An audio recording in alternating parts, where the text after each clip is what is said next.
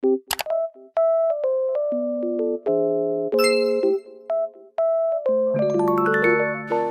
everyone, welcome back to my channel.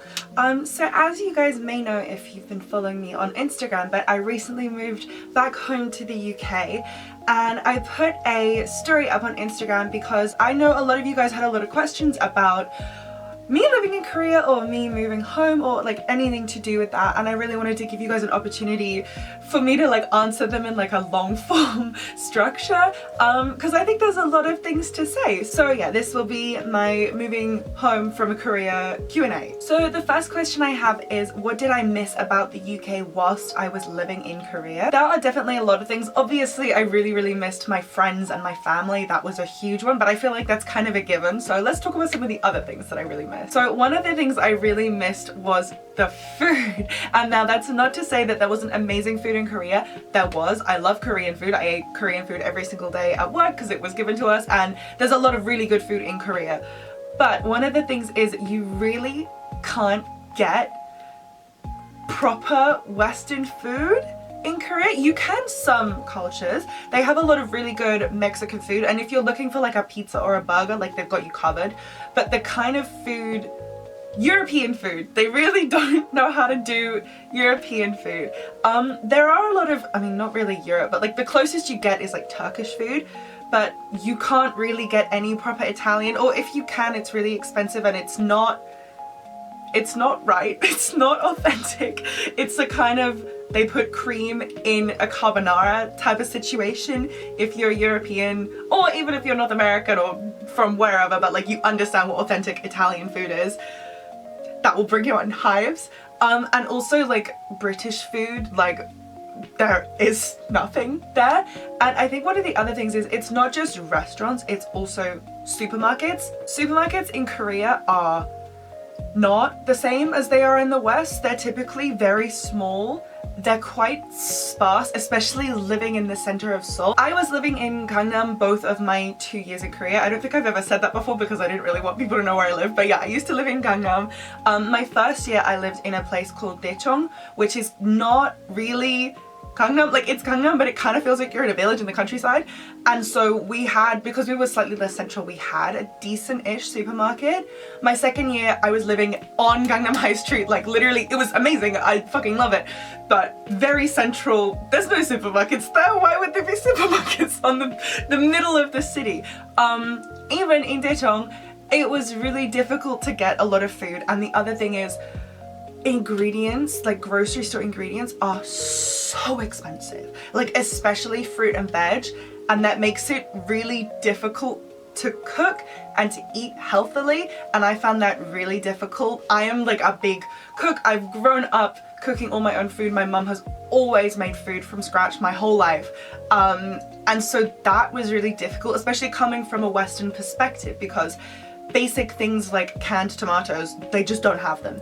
And one of the other things is vegetables tend to come in very large quantities and then proceed to go bad very quickly. I'm talking within 2 days, which is really stressful if you're cooking for 1 or even 2. I think it's most of the people who cook from scratch are like older women, like ajumas, who like, they're cooking for a family of like 10. So it kind of makes sense for them, but it's really difficult for like your lone single Western expat, not single, but you know, for 1 or 2 people, it's really difficult. So I did really struggle with that. So I really missed just food in general from the UK, although I did not miss food prices. Restaurant prices. Supermarket prices I did miss because supermarket prices are really good here. Restaurant prices in the UK are horrible. Eating out in Korea is very affordable, and in some ways it's more affordable than eating in, which is a problem in itself for like eating healthily and just general. One of the other things I really missed about the UK is traveling within the UK and traveling to Europe. Yes, being in Korea, it gave me really easy access to places like Japan or other places in Asia. We went to the Philippines, but it's still expensive. Like you can't drive to other countries, especially given North Korea. Also, we couldn't drive in Korea. I don't have an international driver's license, so that felt quite limiting. One of the things I love so much about Europe is how easy it is to get to other places. And whilst yes, you may say, okay, the UK is an island. Well, first of all, I could go to other countries in the UK, like Wales or Scotland.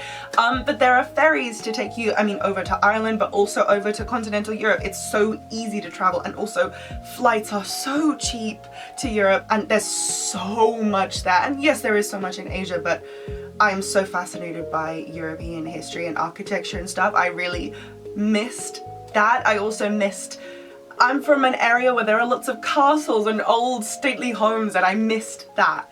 A lot of Korean culture was destroyed by the Japanese during Japanese occupation, so it's really sad there's not a lot of old architecture there, which, coming from a place with so much historic architecture, I really found that really sad. And the last thing I really missed about the UK was work culture. Korean work culture is not fun. When people talk about that, they're not joking. I didn't enjoy working. I enjoyed, as a teacher, I really enjoyed teaching, and I loved my kids more than anything. Any moment where it was just me and the kids in the classroom, I was having the best time of my life. Like, I love education, genuinely. Like, I've done education, and I'm currently working in education here in the UK. I was not there just to party. I am an educator, but I fucking hate the Korean work environment. It's really not nice. Bullying, really high standards that are very difficult to meet, and yeah, I just didn't enjoy that. I'm really enjoying being back in the UK and having people actually care about my health and well-being.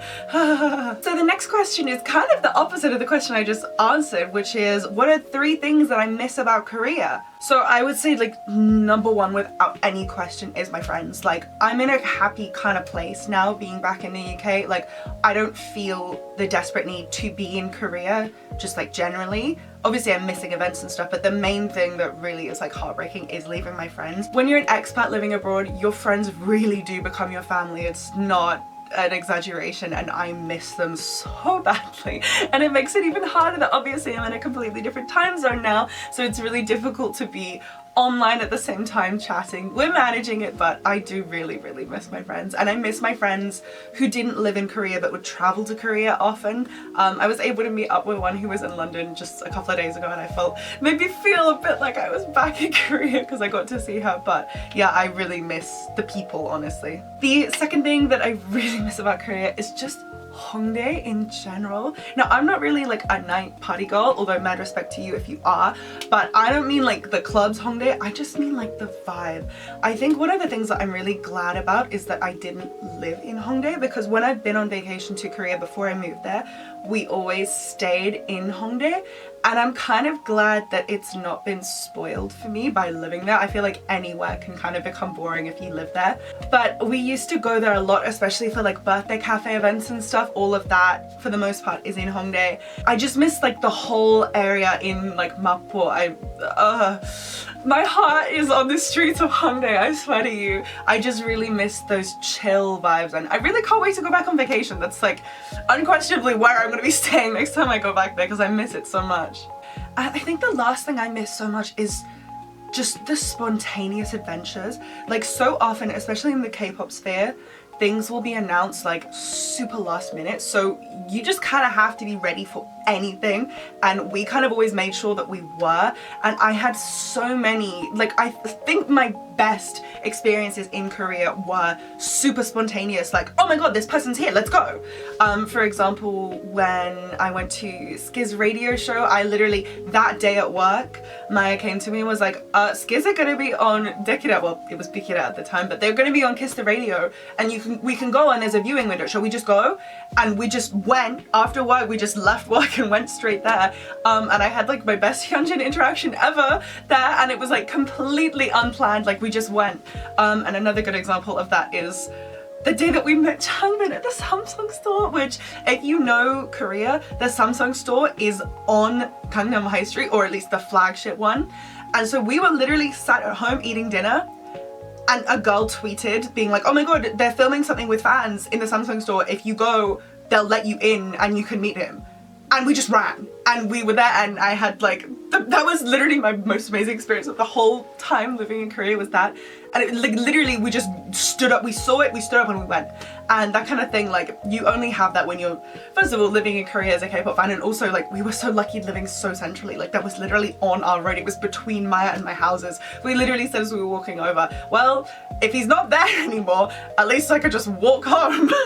It was literally on the way. So the next question is, did it take long to move home? In comparison to moving to Korea, no, it didn't take anywhere near as long at all. Moving to Korea was a huge ordeal. Like 6 months in advance we had to get everything planned because visas are so complicated. Like logistically, all we had to do was just not sign up for another year's contract and our visas automatically ended, and just like book a plane ticket home.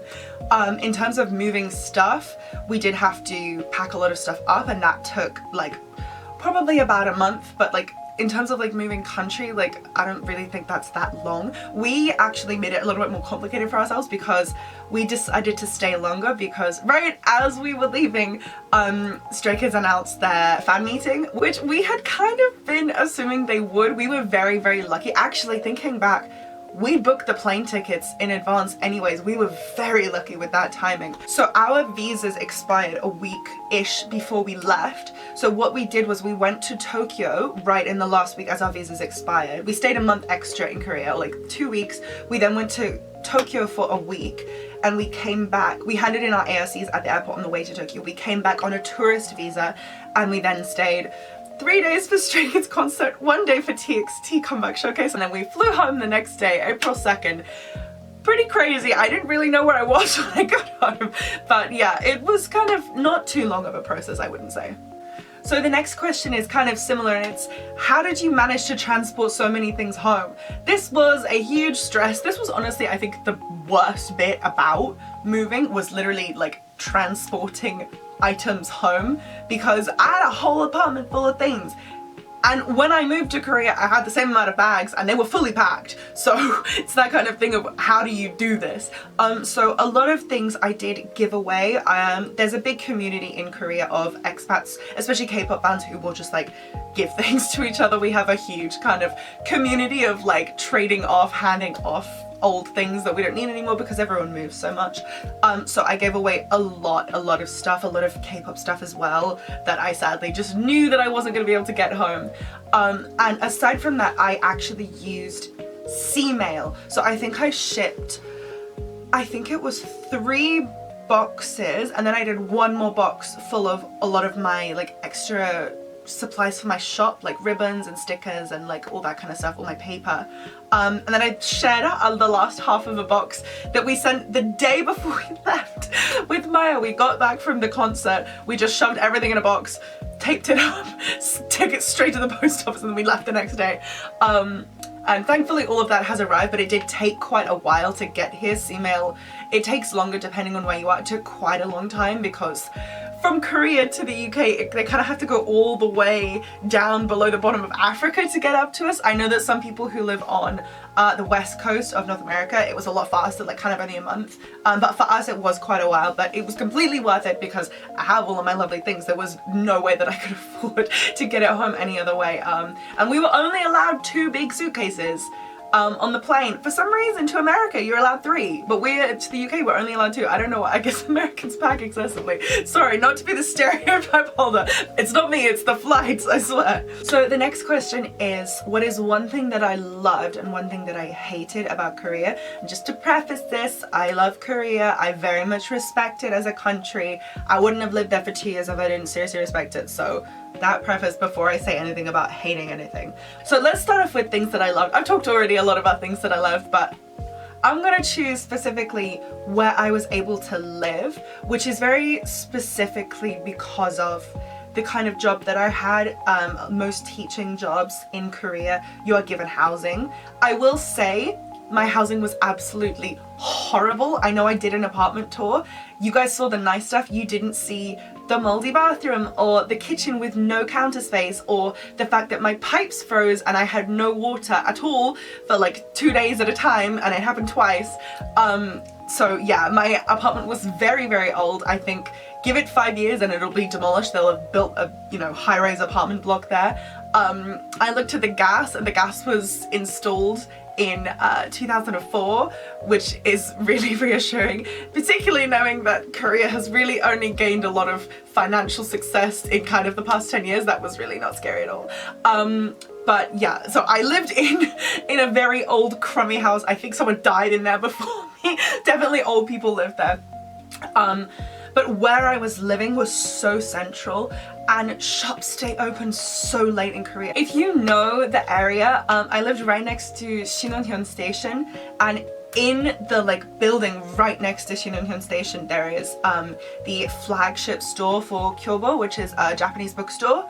And the downstairs basement there has like literally, it's stationery heaven. It's everything. They have absolutely like every pretty, beautiful, aesthetic, fun little thing that you could buy. They have like an art box in there. They have a hot track, so they have albums there. They have literally everything. And I cannot tell you the amount of times that I, at 8:30 p.m. went on, you know, in my pajamas, went on a little stroll to Kyobo to just have a little mooch around the shops, or like to go and quickly buy someone a birthday present or whatever. That experience, I feel so lucky to have had that. I could never have that here in the UK, never. One thing I hated was the stress of the healthcare system. Now, I am fully aware that I'm coming from a perspective as a Brit. If you are American or from another country that has very expensive healthcare, although I don't think there's anywhere that has quite as expensive healthcare as the States, you probably find the Korean healthcare system wonderful because it is very affordable in comparison to the American healthcare system.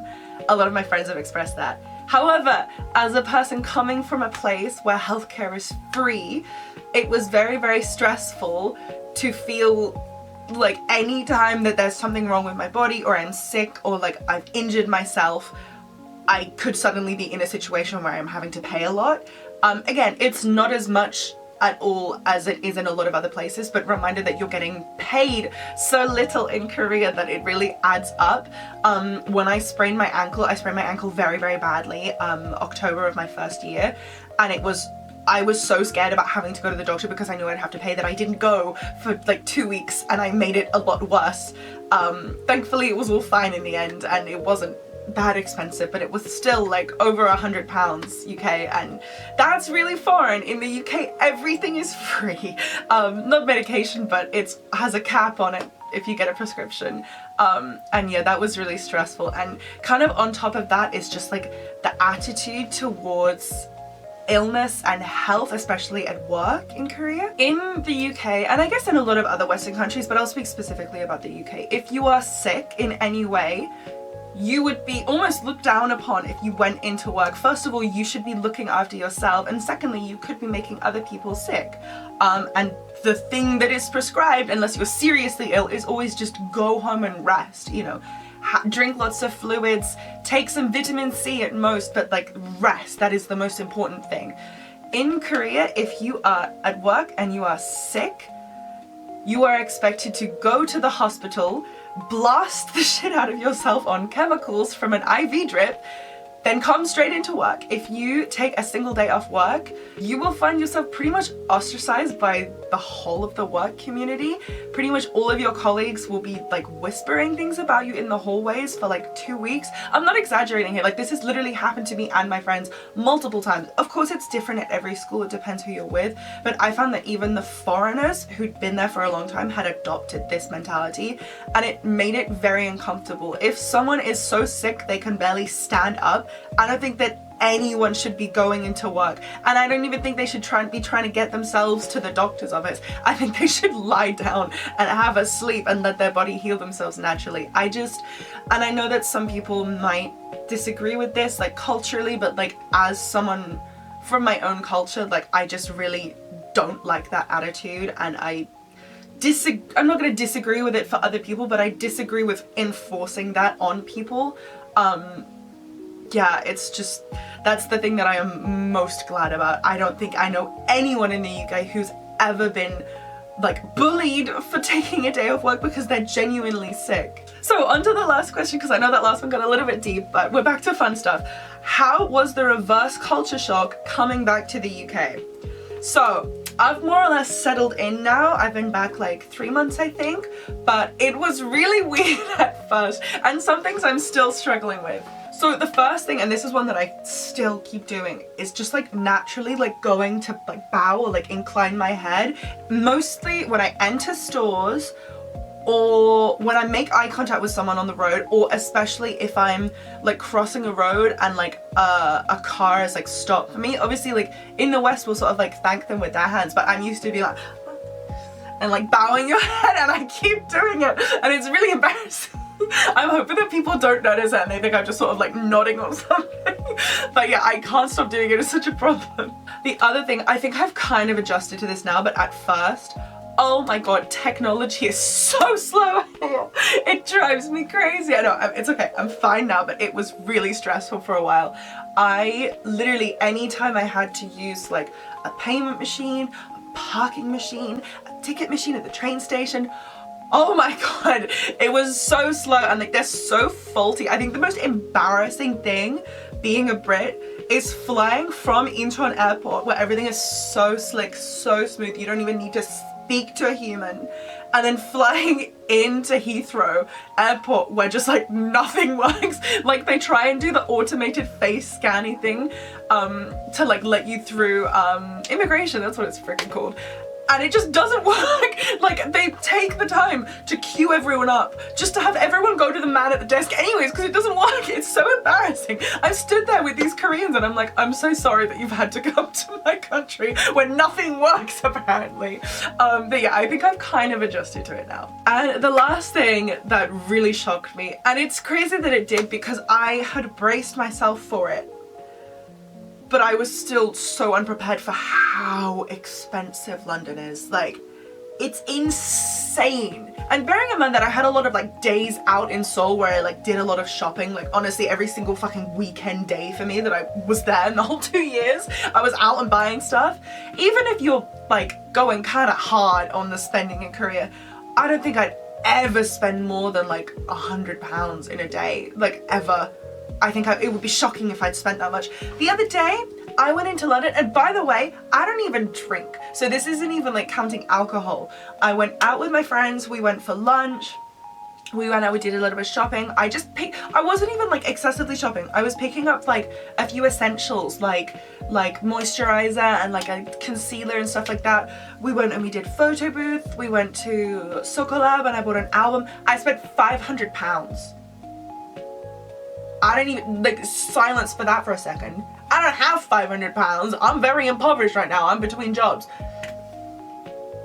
I don't even know how I managed to do that. Like, I was shocked. I was flabbergasted. I had like a whole mental breakdown about it. I've had to be very careful. I've had to remind myself that you don't just start buying stuff in London without like triple checking I don't know how I managed this. I swear I didn't even buy that much. Maybe it was over the whole week and I did something on the Sunday as well. I can't even remember, but I was shocked. I've just been paid as well and I was gone. Very stressful. Yeah, this is why as soon as I get the chance I'm moving out of the London area and I'm going to be moving up to somewhere that is a little bit more affordable. London is no joke. But anyway, yeah, those are the things that really I'm still shocked, have shocked me since moving back home. So thank you so much for all of your questions. If anyone has any other questions, feel free to leave them in the comments and I'll reply to them, or DM me on Insta if you really... So thank you so much for joining me for this. If you guys have any more questions, please feel free to leave them down below and I will reply. I really hope you enjoyed this video. I know I kind of don't do as many like sit down talky videos, but I kind of want to do more. Please let me know.